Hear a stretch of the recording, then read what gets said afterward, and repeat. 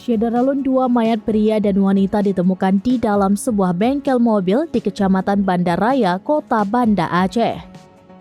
Mayat tersebut ditemukan pekerja setelah membuka paksa pintu bengkel.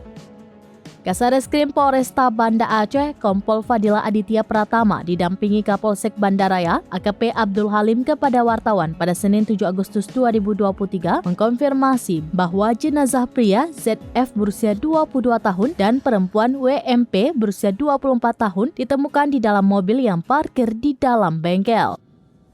Penemuan mayat ini berawal saat seorang saksi HM berusia 19 tahun mendatangi tempat kejadian perkara atau TKP pada pukul 8 waktu Indonesia bagian Barat untuk membuka pintu toko yang digunakan sebagai bengkel mobil.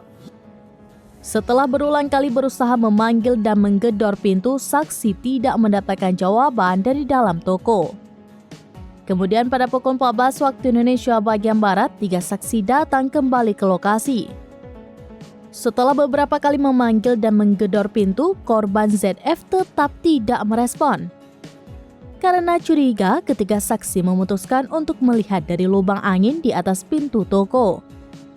Saat itulah mereka melihat kedua korban sudah meninggal dunia dalam sebuah mobil Lexus RX 300 yang berada di dalam toko. Pihak Inafis Polresta Banda Aceh tiba di TKP sekitar pukul 16.30 waktu Indonesia bagian Barat untuk melakukan olah TKP.